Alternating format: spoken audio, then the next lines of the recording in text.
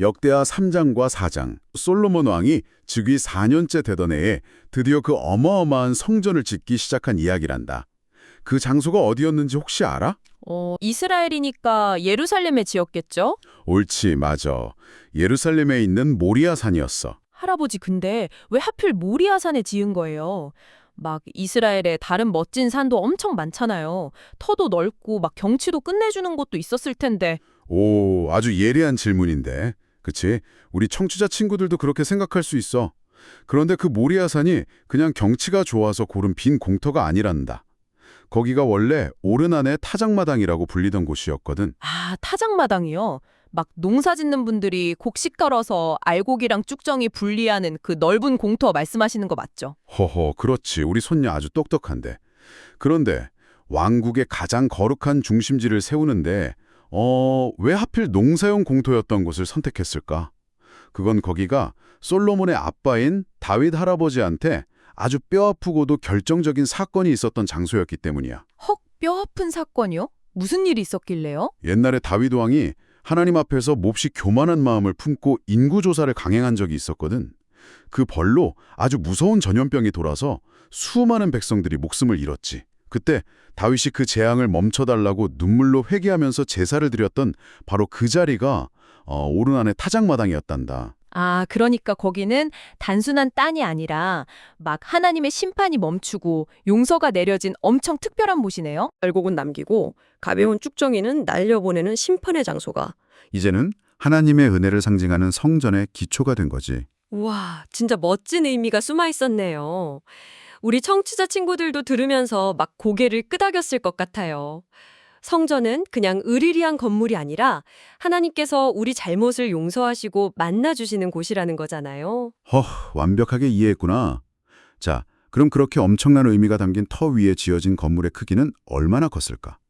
기록을 보면 길이가 60규빗, 너비가 20규빗이라고 나와 있던다. 60규빗이요? 규빗이면 어느 정도 길이에요?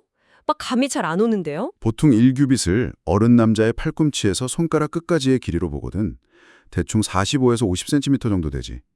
그렇게 계산하면 길이는 한 27에서 30m 정도고 너비는 한 9에서 10m 정도 되는 직사각형 건물이었어. 에이, 뭐야. 막 요즘 있는 엄청 큰 대형교회나 체육관에 비하면 생각보다 그렇게 막 엄청 압도적으로 크진 않네요. 그렇지. 면적만 보면 현대 중간 크기 건물 정도야. 그런데 여기서 우리 친구들도 깜짝 놀랄 숫자가 하나 있어.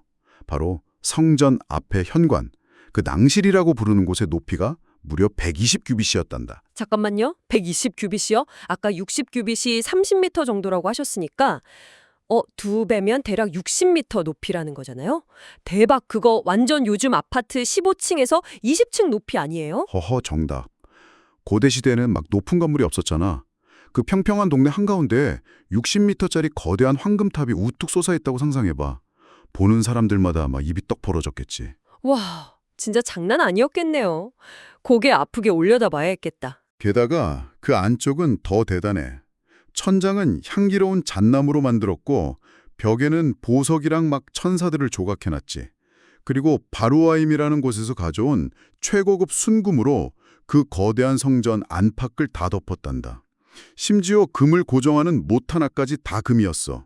헐, 온통 금이라고요? 한낮에 태양빛 비치면 눈이 부셔서 쳐다보지도 못했겠는데요?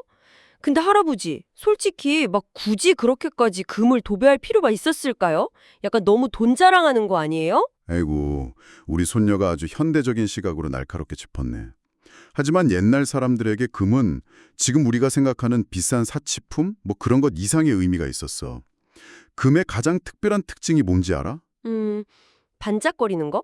아, 맞다. 금은 뭐 녹슬거나 색깔이 변하지 않잖아요. 옳지. 철은 녹이 슬고 은은 까맣게 변하는데 금은 산소랑 만나도 썩거나 변하지 않지. 이 세상 모든 건 시간이 지나면 낡고 부서지는데 금만 영원히 그 반짝임을 유지하는 거야. 아하, 그러니까 썩지 않는 영원한 걸 보여주려고 했던 거군요. 그렇지. 성전 안을 금으로 도배한 건 부자라고 자랑하는 게 아니라 영원히 변하지 않는 하나님의 눈부신 거룩함, 그 영광을 우리 눈으로 볼 수 있게 만든 거란다. 성전 문을 열고 들어가는 순간 이 세상의 썩어질 것들을 뒤로하고 영원한 하나님의 세계로 쏙 들어가는 느낌을 준 거지. 우와, 듣고 보니까 완전 소름 돋아요. 번쩍이는 부요함이 아니라 하나님의 거룩함을 눈으로 보여준 거라니. 그럼 그 황금 방들 중에서도 제일 거룩한 방이 지성소 맞죠? 거기는 어땠어요? 지성소는 가로 세로가 각각 20규빗인 완벽한 정사각형 모양의 방이었어. 완벽한 네모 모양은 그 시대에 가장 거룩하고 완전하다는 뜻을 담고 있었지. 이것도 당연히 순금으로 번쩍번쩍하게 덮여 있었단다. 막 정사각형 큐브 모양이 황금 방이네요. 우리 청취자 친구들도 머릿속에 한번 그려보면 진짜 예쁠 것 같아요. 그 안에는 뭐가 있었어요? 그 방 안에는 아주 거대한 나무로 조각하고 금을 입힌 천사 2명이 있었어. 이걸 그룹이라고 부르는데 한쪽 날개 길이만 5규빗씩이었지. 그룹이요? 막 명화에 나오는 통통하고 귀여운 아기 천사들 모양인가요? 날개 파닥파닥하는? 허허, 귀여운 아기 천사라니. 아니란다. 옛날 중동 지역에서 그룹은 사자나 황소 몸에 독수리 날개를 달고 있는 아주 늠름하고 무시무시한 수호신의 모습에 가까웠어. 헉, 진짜요? 그럼 막 엄청 거대한 맹수 2마리가 지키고 있는 거네요? 그렇지.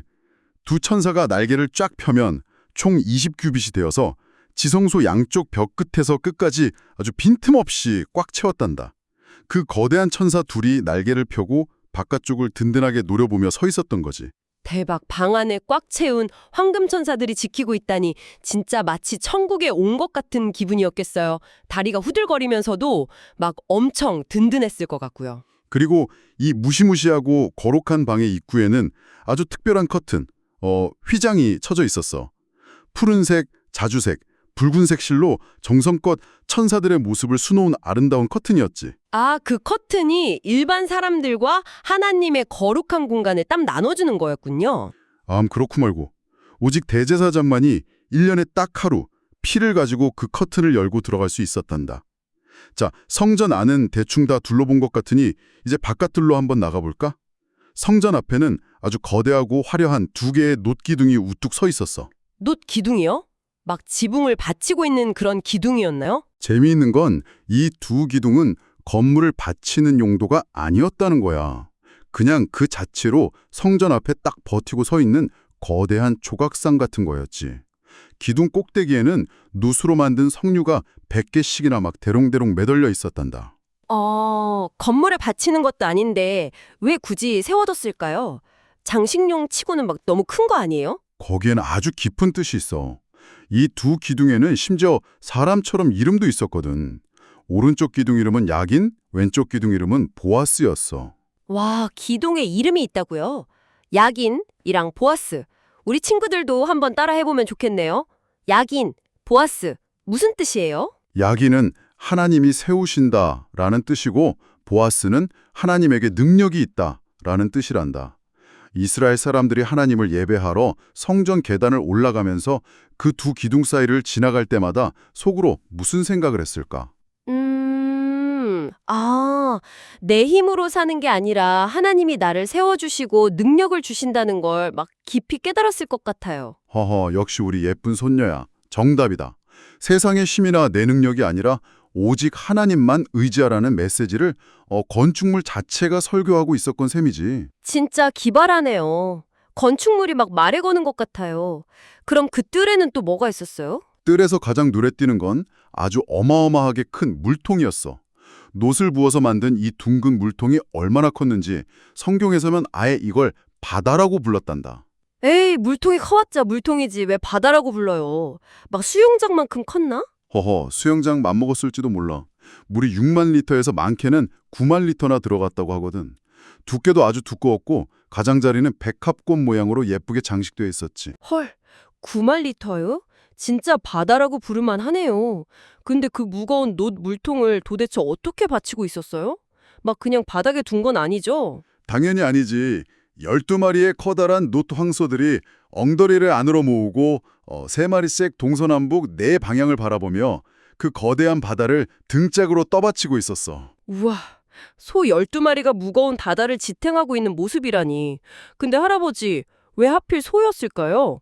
그리고 막 왜 씻을 물이 그렇게 많이 필요했던 거예요? 이건 우리 청취자 친구들도 아주 잘 들어야 할 중요한 이야기야. 옛날 성경시대의 사람들에게 바다는 막 예측할 수 없고 파도치는 혼돈, 즉 무서운 세상을 상징했거든. 그리고 황소는 사람들이 힘과 풍요의 신이라고 생각하며 숭배하던 동물이었어. 아, 세상 사람들이 막 신처럼 모시는 강력한 소를 조각해 놓은 거군요. 그렇지.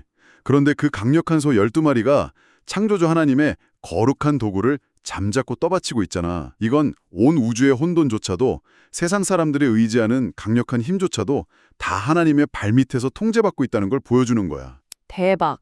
세상의 힘 다 합쳐봤자 하나님 앞에서는 아무것도 아니라는 거네요. 완전 멋진 신앙 고백이에요. 그럼 물은 왜 그렇게 많았던 거예요? 그 거룩하신 하나님께 나아갈 때는 제사장들이 그 맑은 물로 손발을 깨끗하게 씻어야 했거든. 이 엄청난 바다와 10개의 작은 물통들은 하나님 앞에 설 때는 우리 마음의 죄와 오염을 깨끗하게 씻어야 한다는 걸 알려주는 장치였지. 아하, 겉모습만 꾸미는 게 아니라 마음을 씻는 게 중요하다는 뜻이구나. 그렇지. 그런데 할아버지는 이 성전을 만든 기술자 이야기를 꼭 하고 싶구나. 후람이라는 솜씨 좋은 기술자가 이 모든 노쇠 기둥, 바다, 황소, 솥, 부삽 같은 걸 다 만들었단다. 후라미요. 근데 옛날에는 막 대형 크레인이나 용광로도 없었잖아요. 그 엄청난 양의 놋을 어떻게 가공했어요? 무거워서 들지도 못했을 텐데. 그래서 후람이 참 대단한 거야. 예루살렘 산 꼭대기에서는 그런 걸 굽기가 힘드니까 저 멀리 요단강가 평지로 내려갔어. 거기에 아주 찰진 흙을 파서 거대한 거푸집을 만들고 펄펄 끓는 놋을 부어서 이 모든 걸 다 주조한 거지. 와, 멀리서 만들어서 그 무거운 걸 산길로 막 끙끙대며 끌고 올라왔다는 거네요. 그렇지. 노쇠 기구가 어찌나 많은지 성경에 보면 그 무게를 달 수조차 없었다고 나와. 사람들의 엄청난 수고와 땀방울이 그 황금빛 성전 뒤에 숨어 있었던 거란다. 게다가 성전 안에 들어가는 작은 도구들은 또 어땠는지 알아? 작은 도구들이라면 막 숟가락이나 뭐 그런 거요? 어둠을 밝히는 등잔대 10개, 상 10개, 금대접 100개는 물론이고 심지어 숯불을 옮기는 불집게나 부젓가락, 작은 숟가락 하나까지도 다 최고급 순금으로 정성껏 만들었어. 헉, 불집게를 순금으로요? 막 뜨거운 불 만지는데 금으로 만들면 금방 망가지거나 녹지 않아요? 그냥 철로 만들지. 완전 사치 아니에요? 쓰기 편한 걸로만 따지면 철이나 놋이 낫겠지. 하지만 솔로몬과 이스라엘 백성들은 하나님께 올려드리는 것에는 효율성이 아니라 절대적인 최고의 가치, 그러니까 가장 좋은 것만 드리고 싶었던 거야. 비록 눈에 잘 안 띄는 작은 숟가락 하나일지라도 창조주 하나님 앞에서는 가장 고귀하고 순결해야 한다고 생각했던 거지. 아, 진짜 감동이에요. 하나님께 드릴 거라고 세상에서 제일 좋고 귀한 것만 아주 꾹꾹 눌러 담았네요. 우리 친구들도 막 들으면서 감탄했을 것 같아요. 맞아. 자, 이제 이 깊은 탐구의 시간을 마무리해볼까? 오늘 우리는 반짝이는 황금성전, 이름이 있는 두 기둥, 야긴과 보아스, 그리고 거대한 놋바다에 대해 이야기했지? 그런데 우리 청취자 친구들, 이 화려했던 눈에 보이는 성전 건물은 시간이 한참 흘러 바벨론이 쳐들어왔을 때 결국 다 무너지고 약탈당하고 말았어. 헉, 그렇게 정성껏 지었는데 다 부서졌다고요? 너무 슬프다. 하지만 눈에 보이는 건물은 사라졌어도 수천 년이 지난 지금까지 우리 마음속에 무너지지 않고 살아남은 게 있단다. 그게 뭔데요? 아, 설마 야긴과 보아스요? 우리 손녀가 아주 정확히 짚었네. 야긴, 그가 세우신다. 보아스, 그에게 능력이 있다. 솔로몬이 하나님을 사랑해서 아낌없이 최고의 성전을 지었던 그 마음과 하나님만이 진짜 능력이시라는 그 믿음의 고백은 바벨론의 불길조차 태워버리지 못했지. 우와, 황금은 빼앗겨도 그 이름과 믿음은 영원히 남았군요. 허허, 그렇지. 할아버지는 우리 예쁜 손녀랑 청취자 친구들도 이런 마음을 가졌으면 좋겠어. 썩어 없어질 물건의 마음을 뺏기지 말고 솔로몬처럼 하나님께 가장 귀하고 예쁜 마음을 듬뿍 드리는 아주 멋진 친구들로 자라기를 바란단다. 여러분 삶의 입구에 꼭 야긴과 보아스라는 믿음의 기둥을 세우길 바래. 네, 할아버지. 저도 제 마음속에 야긴과 보아스를 딱 세우고 하나님께 제 가장 예쁜 마음만 듬뿍듬뿍 드릴 거예요. 우리 청취자 친구들도 다 같이 그렇게 할 거죠? 다들 그렇게 대답했을 거야. 하하. 자, 이 시간 여러분의 마음에 작지만 단단한 믿음의 기둥이 세워졌길 바라면서 인사할까? 네, 그럼 다 같이 밝고 씩씩하게 외쳐볼까요? 샬롬! 샬롬.